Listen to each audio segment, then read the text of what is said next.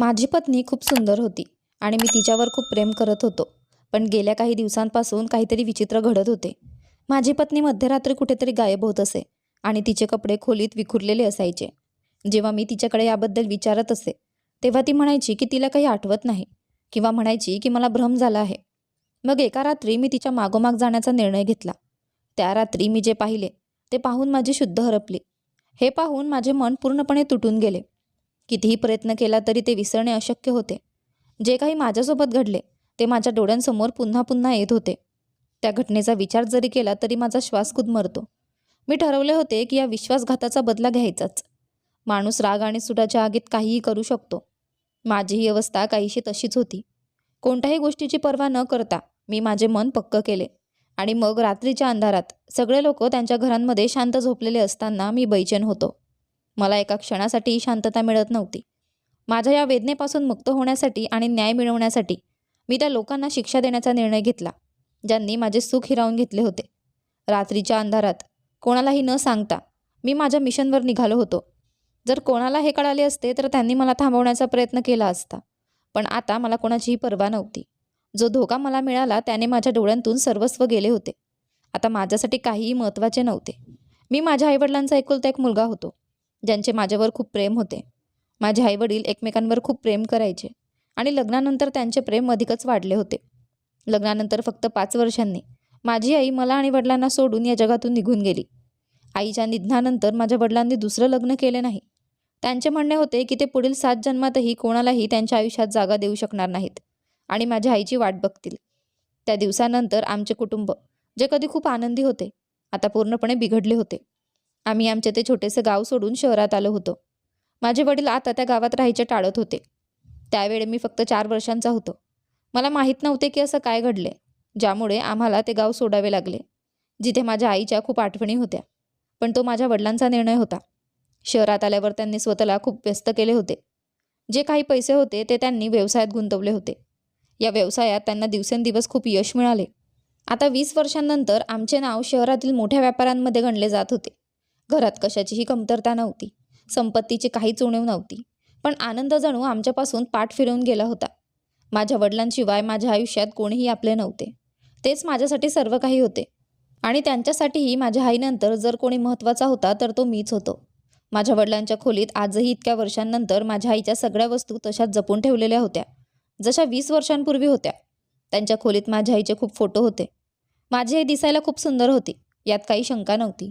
कदाचित याच कारणामुळे माझ्या वडिलांनी माझ्या आईच्या जाण्यानंतर त्यांची जागा कोणत्याही दुसऱ्या महिलेला दिली नव्हती. त्यांना माझ्या आईवर इतकं प्रेम होते की ते तिच्या फोटोशी बोलायचे आणि आपला सगळा वेळ आपल्या खोलीतच घालवायचे. पण आश्चर्याची गोष्ट म्हणजे ज्या घरात त्यांनी माझ्या आईसोबत इतके सुंदर क्षण घालवले होते, त्या घरात ते कधीही परत गेले नाहीत. आम्ही ते घर सोडून शहरात आलो. त्या दिवसापासून त्यांनी कधीही त्या घराकडे वळूनही पाहिले नव्हते. त्या घरात जाण्याबाबत बोलले की माझे वडील नेहमी गप्प बसायचे. जर कधी मी त्यांच्याकडे त्या जुन्या घरात जाण्याची इच्छा व्यक्त केली तर त्यांच्या चेहऱ्यावर एक विचित्र अस्वस्थता आणि भीती स्पष्ट दिसायची. ही भीती कशाची होती हे मला कधी समजले नाही. जेव्हा मी माझ्या आईच्या आत्म्याच्या शांतीसाठी घरात पूजा ठेवण्याबद्दल बोलायचो, तेव्हा माझे वडील त्यात सहभागी होत नसत. इतकंच काय, ते कधी तिच्या आत्म्याच्या शांतीसाठी मंदिरातही गेले नाहीत. शेवटी असं का होते? एवढ्या मोठ्या घरात जे एका महिलासारखे होते, तिथे पूजेसाठी एक मंदिरसुद्धा नव्हते. जेव्हा मी माझ्या वडिलांना याबाबत विचारले तेव्हा ते मला नेहमीच हे सांगून टाळायचे की घरात कोणी महिला नाही जी मंदिराची देखभाल करू शकेल आणि त्याला जिवंत ठेवू शकेल.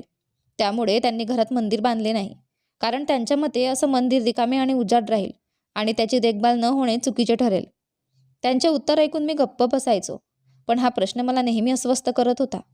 घरात काम करणारे नोकर होते, जे बाकीच्या घराची साफसफाई आणि देखभाल करत होते.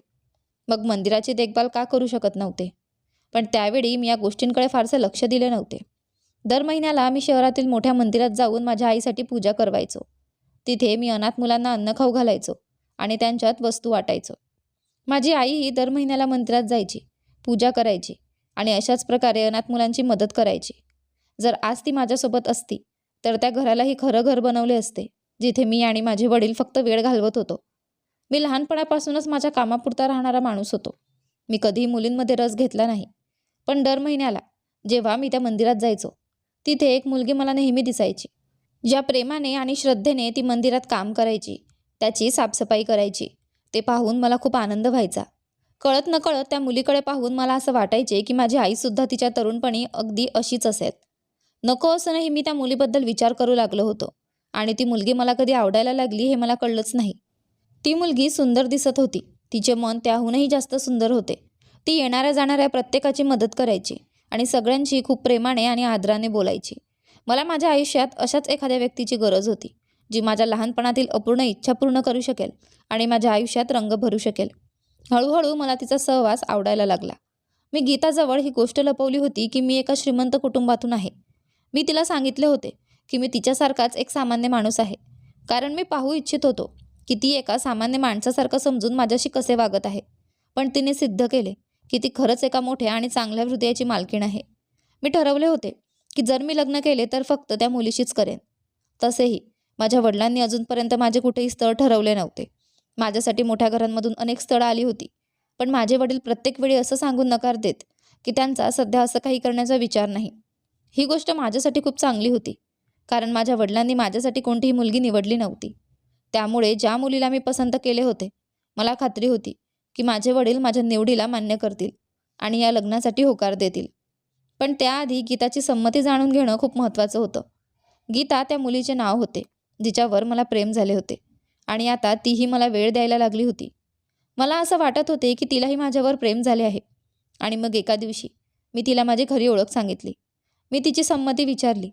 सुरुवातीला ती या गोष्टीवर थोडीशी रागावली की मी इतकी मोठी गोष्ट तिच्यापासून लपवली होती, पण माझ्या समजावण्यावर ती लवकरच मान्य झाली. तिने देखील तिचे प्रेम व्यक्त केले. मी पहिल्यांदा कोणावर मनापासून प्रेम केले होते आणि बदल्यात ती मुलगीही माझ्यावर प्रेम करत होती आणि माझ्याशी लग्न करण्यासाठी तयार होती. यापेक्षा मोठा आनंद दुसरा कोणता असू शकतो की ज्याच्यावर आपण प्रेम करतो तोही आपल्यावर प्रेम करतो. मला खात्री होती की मी गीताचे प्रत्येक स्वप्न पूर्ण करेल आणि हे तर माझ्या आयुष्याचे सर्वात मोठे स्वप्न होते. गीताने एका अनाथाश्रमात लहानपण घालवले होते. तिच्या आईवडिलांचा तिच्या लहानपणीच मृत्यू झाला होता. यामुळे तिचे या जगात कोणतेही पाठबळ नव्हते. पण मी तिला वचन दिले होते की आजपासून तिला कधीही कोणत्याही गोष्टीची कमी जाणवणार नाही. मी तिला ते सर्व नाते देईन ज्यापासून ती लहानपणापासून वंचित राहिली होती. आता मला लवकरच माझ्या वडिलांशी याबद्दल बोलणे आवश्यक होते, जेणेकरून माझे आणि गीताचे लग्न लवकर होऊ शकेल आणि ती सन्मानाने माझ्या घरी येऊ शकेल. दुसऱ्या दिवशी जसं मी माझ्या वडिलांना गीताबद्दल सांगितलं, तेव्हा माझ्या तोंडून एखाद्या मुलीचे नाव ऐकून ते आश्चर्यचकित झाले. मी त्यांना माझ्या आणि गीताबद्दल सर्व काही सांगितले होते. सुरुवातीला ते शांतपणे ऐकत राहिले, पण त्यानंतर त्यांनी जे उत्तर दिले ते माझ्या अपेक्षेच्या अगदी विरुद्ध होते. त्यांनी या नात्यासाठी थेट नकार दिला. त्यांचे म्हणणे होते की मी त्यांचा एकुलता एक मुलगा आहे, त्यांच्या सगळ्या संपत्तीचा वारस आहे. अशा परिस्थितीत माझे लग्न एका अनाथ मुलीशी कसं होऊ शकते? त्यांनी सांगितले की मुलगी देखील माझ्या बरोबरीची असावी. त्यांनी स्पष्ट शब्दात सांगितले की मी गीताला विसरून जावे, कारण तिच्याशी माझे लग्न कधीच होऊ शकत नाही. माझ्या वडिलांचे हे उत्तर ऐकून मी स्तब्ध झालो. ते असं कसं नकार देऊ शकतात? मला जर गीताच्या भूतकाळाचा काही फरक पडत नसेल तर त्यांना इतका फरक का पडत होता? मी तर गीताला वचन दिले होते की मी संपूर्ण आयुष्य तिच्यासोबत घालवेन. आता मी तिला जाऊन कसं सांगू की माझ्या वडिलांनी या नात्यासाठी नकार दिला आहे? तिला सोडण्याचा प्रश्नच निर्माण होत नव्हता. ती मुलगी काही दिवसांतच माझ्या आयुष्याचा अविभाज्य भाग बनली होती आणि तिच्याशिवाय मला स्वतःला अपूर्ण वाटत होते. मी माझ्या वडिलांना समजावण्याचा खूप प्रयत्न केला की त्यांनी एकदा तरी गीताला भेटावं. ती खूप चांगली मुलगी आहे आणि त्यांनाही नक्कीच आवडेल, पण ते या गोष्टीसाठी तयारच नव्हते. त्यांनी स्पष्ट शब्दात सांगितले की मला गीता आणि त्यांच्यापैकी कोणाला तरी निवडावं लागेल. जर मी गीताची निवड केली तर मला माझ्या वडिलांना कायमचे गमवावे लागेल, पण मला दोघांनाही गमवायचे नव्हते. मला काहीच कळत नव्हते की मी काय करू. अनुज माझा लहानपणीचा मित्र माझे प्रत्येक सुखदुःख जाणत होता. मी त्याला माझे दुःख सांगितले. तोही खूप चिंतेत होता. त्याचेही हेच म्हणणे होते की जर माझ्या वडिलांनी एकदा नकार दिला असेल तर त्यांना मनवणे खूप कठीण होईल. या दिवसात मी मंदिरात जाऊन तासनतास बसून माझ्या प्रेमासाठी देवाकडे प्रार्थना करू लागलो होतो. कदाचित देवाला माझी दया आली असावी. शेवटी माझे वडील एकदा तरी गीताला भेटायला तयार झाले. माझ्या आनंदाला पारावार उरला नव्हता. मी गीताला सगळं समजावले की तिने माझ्या वडिलांच्या कोणत्याही गोष्टीला विरोध करायचा नाही, त्यांच्या प्रत्येक गोष्टीला होकार द्यायचा आहे. मला पूर्ण खात्री होती की जर गीता एकदा तरी माझ्या वडिलांना आवडली तर त्यांचा नकार होकारात बदलेल. गीताला माझ्या वडिलांना भेटवण्यासाठी मी तिला ऑफिसमध्ये बोलावले होते आणि मग नेमकं तसेच घडले जसं मी विचार केला होता. गीताला भेटल्यानंतर माझे वडील तिच्यावर इतके प्रभावित झाले की त्याने लगेचच होकार दिला. मला तर यावर विश्वासच बसत नव्हता. जेव्हा मी अनुजला ही आनंदाची बातमी सांगितली तेव्हा तो हे ऐकून खूप आश्चर्यचकित झाला. त्याने विचारले की अखेर गीता आणि माझ्या वडिलांच्या मध्ये अशी कोणती गोष्ट घडली होती ज्यामुळे माझ्या वडिलांचे मन बदलले. जो माणूस आपल्या मुलाच्या कितीही सांगण्यावर नकार देत होता तो गीताला भेटताच इतक्या लवकर कसा काय तयार झाला. अनुजने मला सांगितले की मी गीताशी बोलून याचा शोध लावावा आणि तिच्याकडून विचारावे की माझ्या वडिलांची तिच्या काय गोष्टी झाल्या होत्या. जेव्हा मी गीताला विचारले तेव्हा तिने या गोष्टीचे उत्तर ताडत असं सांगितले की काही खास गोष्ट घडली नव्हती. तिने फक्त तेच केले जे मी तिला सांगितले होते. माझ्या वडिलांच्या गोष्टींना होकार दिला आणि त्यांचा मान राखला. कदाचित हीच गोष्ट त्यांना चांगली वाटली असावी. मी माझ्या आनंदात सगळं विसरलो होतो. पण अनुज या उत्तराने समाधानी नव्हता. त्याने मला समजावण्याचा प्रयत्न केला की मी आधी हे शोधून काढावे की माझ्या वडिलांच्या होकारामागचे खरे कारण काय आहे. पण मी त्याचे म्हणणे दुर्लक्ष केले. घरात लग्नाच्या तयारीला सुरुवात झाली होती. माझे प्रेम मला मिळणार होते आणि त्यापेक्षा मोठी गोष्ट माझ्यासाठी दुसरी कोणती असू शकते. मी सगळ्या गोष्टी दुर्लक्ष केल्या. कोणत्याही गोष्टीकडे लक्ष दिले नाही. सगळ्या तयारी झाल्या होत्या. मी आणि गीता दोघेही मंदिरात हजर होतो. सगळे पाहुणे सुद्धा आले होते. पण माझ्या वडिलांचा काहीच पत्ता नव्हता. ते कुठे गेले होते हे कुणालाही माहीत नव्हते. सगळ्यांनी त्यांना शोधायचा प्रयत्न केला पण त्यांचा फोन बंद होता. पंडितजी म्हणाले की लग्नाचा मुहूर्त संपत चालला आहे आणि अशा परिस्थितीत जास्त वेळ थांबता येणार नाही. सगळ्यांच्या सांगण्यावरून लग्नाच्या विधी सुरू झाल्या. कारण जर आज माझे लग्न झाले नसते तर पुढचे 5 महिने कोणतीही तारीख नव्हती. मला माझ्या वडिलांच्या गैरहजेरीतच लग्नाच्या सगळ्या विधी कराव्या लागल्या. माझे प्रेम गीता आता कायमची माझी झाली होती. आज ती माझ्यासमोर माझ्या पत्नीच्या रूपात होती. लग्नाच्या विधी पूर्ण झाल्यानंतर सगळे पाहुणे आपापल्या घरी परतले. मीही माझ्या पत्नीला घेऊन जेव्हा घरी आलो तेव्हा सगळ्यांनी खूप छान स्वागत केले. पण घरात माझे वडील उपस्थित होते. त्यांना घरात पाहून मी आश्चर्यचकित झालो. त्यांनी त्यांच्या एकुलत्या एक मुलाच्या लग्नात सहभाग घेतला नव्हता. अखेर त्यांनी असं का केले? ते अजूनही या लग्नामुळे आनंदी नव्हते का? जेव्हा मी त्यांना विचारले तेव्हा त्यांनी सांगितले की त्यांची तब्येत थोडी बिघडली होती म्हणून ते लग्नाला येऊ शकले नाहीत. याच कारणाने ते घरी आले होते. त्यांनी मला आणि माझ्या पत्नीला भरपूर आशीर्वाद दिले आणि मग आम्ही दोघेही आमच्या खोलीत गेलो. आजचा दिवस माझ्यासाठी खूप खास होता. ती मुलगी जिच्यावर कालपर्यंत मी फक्त प्रेम करत होतो आज माझी पत्नी होऊन माझ्या खोलीत उपस्थित होती. ती जितकी सुंदर दिसत होती तितके मी तिच्या जवळ जाण्याचा प्रयत्न करत होतो. अचानक मला खूप जड वाटू लागले आणि त्यानंतर मला काहीच आठवत नाही. सकाळी जेव्हा मी जागा झालो तेव्हा माझी पत्नी खोलीत नव्हती. मी उठून खाली गेलो तर पाहिले की ती घरातील कामांमध्ये व्यस्त होती. मला अजूनही समजत नव्हते की रात्री अचानक माझ्यासोबत असं काय घडले होते. खोलीत परत जाऊन जेव्हा मी तिच्याकडे या गोष्टीबद्दल विचारले तेव्हा तिने सांगितले की तिलाही काही कळाले नाही की मला काय झाले होते. ती म्हणाली की मी अचानक झोपलो आणि तिला मला जागे करणे योग्य वाटले नाही. मला असं वाटले की लग्नाच्या गडबडीमुळे आणि थकव्यामुळे माझी अशी अवस्था झाली असेल म्हणून मी त्या गोष्टीकडे दुर्लक्ष केले. पण मनात कुठेतरी खूप गोंधळ सुरू होता. दिवसभर ती घरातील कामात व्यस्त असायची आणि मी जेव्हा घरी यायचो तेव्हा ती नेहमीच वडिलांच्या खोलीत किंवा त्यांच्यासोबत बोलत असायची. माझ्या स्वतःच्या पत्नीच्या जवळ जायची संधी मला मिळत नव्हती आणि हीच गोष्ट मला आतून खायला लागली होती. यामुळे मी लहान सहान गोष्टींवर रागवायला लागलो होतो. माझ्या मनात प्रश्न होता, हे सगळं का होत होते? शेवटी मी माझ्या मित्र अनुजला ही गोष्ट सांगितली. मला माहीत होते की त्याच्याकडे या समस्येचे काहीतरी उत्तर नक्कीच असेल. माझी सगळी कहाणी ऐकल्यावर अनुजने जे सांगितले ते ऐकून माझ्या पायाखालची जमीन सरकली. अनुज म्हणाला की तो आधीच मला या गोष्टीबद्दल सावध करू पाहत होता. त्याने स्पष्टपणे सांगितले होते की गीता खूप सुंदर आहे आणि तिच्या सौंदर्याने कोणीही प्रभावित होऊ शकते. त्याने सांगितले की माझ्या वडिलांनी सुरुवातीला या नात्यासाठी होकार दिला नव्हता पण गीताला पाहताच त्यांनी लगेच होकार दिला. अनुजने हेही सांगितले की गीता नेहमी वडिलांसोबत असते आणि त्यांच्याशी इतकी चांगली वागते. ही गोष्ट खूप विचित्र आहे. हे ऐकून मी विचार करू लागलो. गीता मला फसवू शकते पण वडिलांवर मी असा संशय कसा करू शकतो?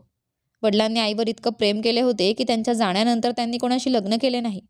पण अनुजच्या बोलण्याचा अर्थ समजून घेण्याचा मी प्रयत्न करू लागलो. शेवटी मी ठरवले की या सगळ्यामागे काय सत्य आहे ते शोधल्याशिवाय शांत बसणार नाही.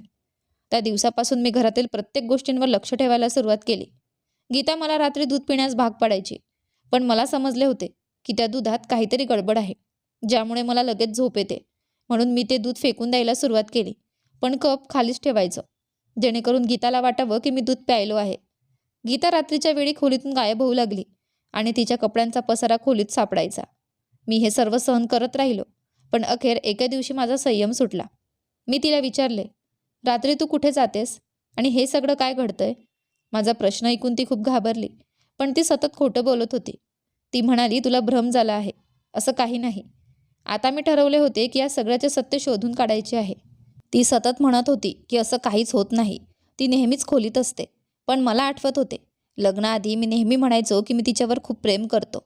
पण लग्नानंतर एकदाही मी तिला माझ्या प्रेमाचा योग्य अनुभव दिला नव्हता.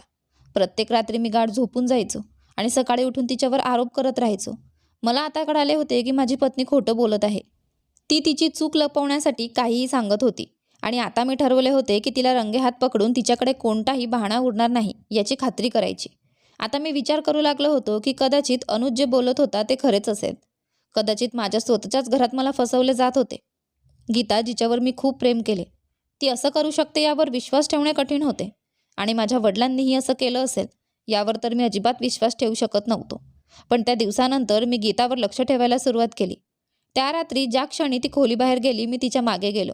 आणि जेव्हा मी पाहिले की ती मध्यरात्री माझ्या वडिलांसोबत घराबाहेर जात आहे, तेव्हा माझे डोळे उघडले. याचा अर्थ अनुज पूर्णपणे बरोबर होता. माझ्या वडिलांनी आणि पत्नीने मला फसवले होते. माझ्या वडिलांना तिच्या सौंदर्याने मोहिनी घातली होती आणि त्यांना हेही लक्षात राहिले नव्हते की ती त्यांच्या मुलाची पत्नी आहे. आणि गीता, जिला मी प्रेमाने स्वीकारले होते, तिने फक्त संपत्तीच्या मोहासाठी मला निवडले होते. तिने पैशांच्या लोभामुळे माझ्या वडिलांना तिच्या जाळ्यात अडकवले होते. आता मला कळाले की ती मला तिच्या जवळ येऊ द्यायची नाही, कारण ती रोज रात्री दुधात काहीतरी घालून मला गाढ झोपवायची आणि नंतर माझ्या वडिलांसोबत घराबाहेर जात होती. ते दोघे कुठे जायचे हे मला माहीत नव्हते. पण मी खोलीत परत आलो आणि विचार करू लागलो. माझ्या मनात सतत हेच विचार येत होते की ज्याच्यावर मी प्रचंड प्रेम केले त्यानेच मला असं फसवले. आता माझ्या मनातल्या सगळ्या शंका दूर झाल्या होत्या. मी ठरवले होते की आता मी शांत बसणार नाही. मी ठरवले की ज्या ज्या लोकांनी माझ्या प्रेमाचा अपमान केला त्यांना मी त्यांची शिक्षा देईन. आता माझा विश्वास प्रत्येक नात्यावरून उठला होता. मी ठरवले होते की गीता आणि वडिलांना रंगेहात पकडायचे. त्या रात्री मी गीता आणि वडिलांचा पाठलाग करायला सुरुवात केली. जेव्हा त्यांनी गाडी एका मंदिराजवळ थांबवली तेव्हा मला आश्चर्य वाटले. ती मंदिरात गेली आणि वडील बाहेर थांबले. तिसऱ्या दिवशी जेव्हा मी त्यांचा पाठलाग करत मंदिरात पोहोचलो, तेव्हा मी वडिलांना थेट विचारले की ते दोघे इथे काय येतात. वडिलांनी मग मला माझ्या भूतकाळाचं एक भयंकर सत्य सांगितले. त्यांनी माझ्या आईवर असा परिणाम केला होता ज्यामुळे तिचा मृत्यू झाला होता. आणि तिच्या मृत्यूनंतर कहाणी इथेच संपली नव्हती. त्यांनी माझ्या वडिलांवर आणि माझ्यावर एक भयंकर जादू केला होता, ज्यामुळे वडील इच्छा असूनही मंदिरात पाऊल ठेवू शकत नव्हते किंवा कोणत्याही पूजेमध्ये भाग घेऊ शकत नव्हते. तसेच माझ्यावर असा जादू केला गेला होता की जर मी कधीही एखाद्या मुलीच्या जवळ गेलो तर माझा मृत्यू होईल. हे सर्व त्यांनी यासाठी केले होते जेणेकरून वडिलांची संपूर्ण संपत्ती त्यांना मिळेल. यासोबतच हेही होते की वडिलांनी त्यांच्या कुटुंबातील एका मुलीला नकार देऊन माझ्या आईशी लग्न केले होते. हीच मुख्य कारण होती की वडील कोणत्याही मुलीशी माझे लग्न करण्यास तयार नव्हते. परंतु गीता जेव्हा वडिलांना भेटायला गेली आणि तिने त्यांचा विश्वास जिंकून दिला की ती माझ्यावर खरं प्रेम करते, तेव्हा वडिलांनी तिला संपूर्ण सत्य सांगितले. त्यांनी विचारले की ती खरोखरच माझ्यावर प्रेम करते का आणि मला या जादूमुक्त करण्यासाठी त्यांना मदत करेल का. गीता माझ्या प्रेमासाठी तयार झाली आणि त्याचमुळे वडील या लग्नाला तयार झाले. लग्नानंतर गीता मला जवळ येऊ देत नव्हती, कारण ती पूजा करत होती. ती पूजा यासाठी होती की माझ्यावर आणि वडिलांवर झालेला जादू संपुष्टात यावा. आणि आज त्या पूजेची शेवटची रात्र होती. आजच्या पूजेनंतर तो जादू कायमचा नष्ट होणार होता आणि आम्ही शांततेने जीवन जगू शकणार होतो. त्यांनी ठरवले होते की हे काम पूर्ण झाल्यानंतर मला या सगळ्याबद्दल सांगतील, पण त्याआधीच मला सर्व सत्य कळाले होते. आता मी कोणत्याही वाईट प्रभावांपासून आणि वाईट शक्तींपासून मुक्त झालो होतो आणि माझी पत्नी गीतासोबत आनंदाने जीवन जगू शकणार होतो. त्यावेळी मला स्वतःवर खूप राग आला होता. अनुजच्या बोलण्यावर विश्वास ठेवून मी माझ्या पत्नीवर आणि वडिलांवर संशय घेतला होता, पण ते तर माझ्या आयुष्याला सुधारण्यासाठी आणि माझ्या भल्यासाठी प्रयत्न करत होते. आता मला समजले की माझे वडील कोणत्याही पूजेत का सहभागी होत नव्हते. एवढंच नव्हे तर ते माझ्या लग्नातही का आले नव्हते. मी वडिलांना आणि पत्नीला संशयाच्या खूप मोठ्या पापात अडकवले होते, जेव्हा ते माझ्या आणि कुटुंबाच्या भल्यासाठी हे सगळं करत होते. आता आमच्यावर सगळ्या वाईट गोष्टींचे सावट दूर झाले होते आणि आम्ही आनंदाने आमचे आयुष्य सुरू करू शकणार होतो. मी दोघांची माफी मागितली आणि आम्ही घरी परत आलो. दुसरा दिवस माझ्यासाठी खूप आनंदाचा ठरला, कारण मला माझी खरी पत्नी गीता मिळाली होती आणि माझे आयुष्य पूर्ण झाले होते. कधीकधी आपण सत्य जाणून घेण्याआधीच आपल्या जवळच्या लोकांवर संशय घेतो, पण जे आपल्यावर खरोखर प्रेम करतात त्यांचे म्हणणे एकदा समजून घेणेही आवश्यक असते. आशा करते की तुम्हाला आमची कथा आवडली असेल. कथा आवडली असेल तर लाईक करा, चॅनलवर नवीन असाल तर सबस्क्राईब करा आणि हो, नोटिफिकेशन बेल दाबा जेणेकरून पुढील व्हिडिओचे अपडेट तुम्हाला सर्वात आधी मिळेल. धन्यवाद.